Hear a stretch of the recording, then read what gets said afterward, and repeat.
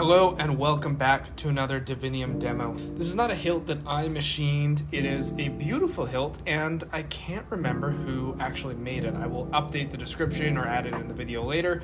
The hilt is really nice. It's small, it's comfortable, it's kind of Old Republic-esque. It's got some really nice stepping and accents, it's single button, nice blade plug, and a beautiful crystal chamber.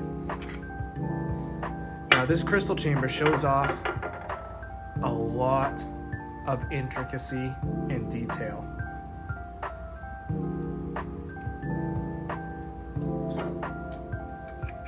Let's turn it on.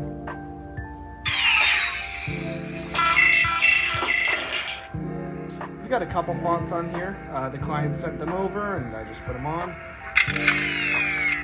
We do have twist on, twist off, however, I don't believe that wakes it up out of sleep, so that's why we put it in there to turn it on initially. I'm going to start by going over some of the crystal chamber details, then talk about the construction and config, and then finally how to use it. Now this is a tight install.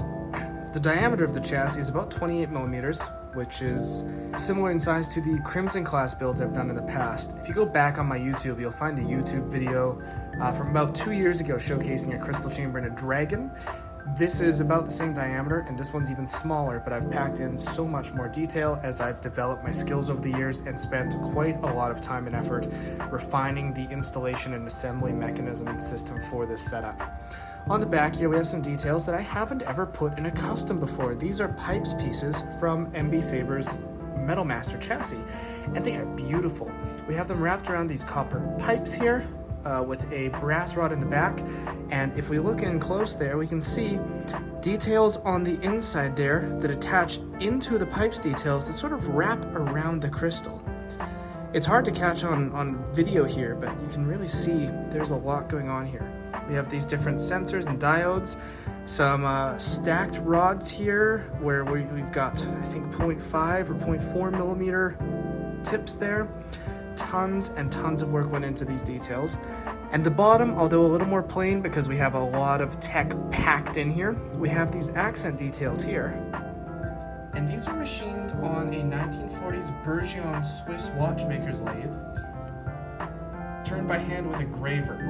That's kind of how you would cut wood with a chisel on a lathe. And they are made out of 0.8 millimeter brass, very small.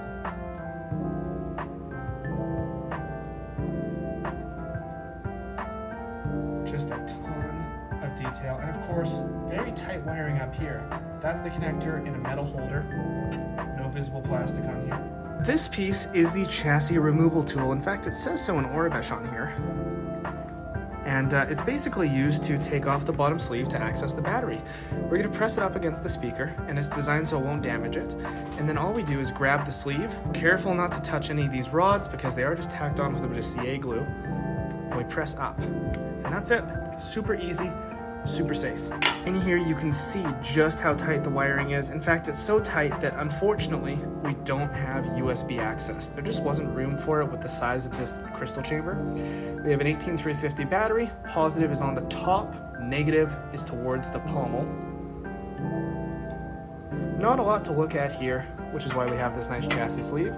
And it can go on facing any direction, but these three lines must face up. Let's put it on, slide and press. Very easy. Now something to note is that these are a live connection, so we don't want to rest this upside down on anything metal because we can short out the pins. And when we put it back in the hilt, what we want to do is actually rest it like this and then tilt it in so we don't accidentally press anything. Now it is held in just with friction on the pommel here. You see that little bit of spring, and then we press down this screw to hold it all together. Now it's not dual worthy, as you can see, even though it's fairly tight, this sort of moves around, and this is just a knurled thumb screw, so it's not especially sturdy in terms of swinging or combat. You could replace this with a sturdier screw and that would do some work. We have a handful of really nice blade styles from FET 263. I won't go over all of them, I'll just show them off a little bit here. I'm just gonna press that down, there we go. It's a standard one button FET setup. hold it to turn it off. And I believe if we press and hold, they'll change fonts.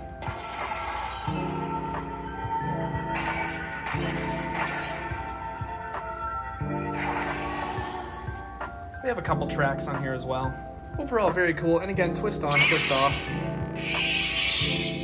This is your blade thumb screw. Again, not really dual worthy. It's just not a tight enough blade retention or pommel retention system, but perfect for display.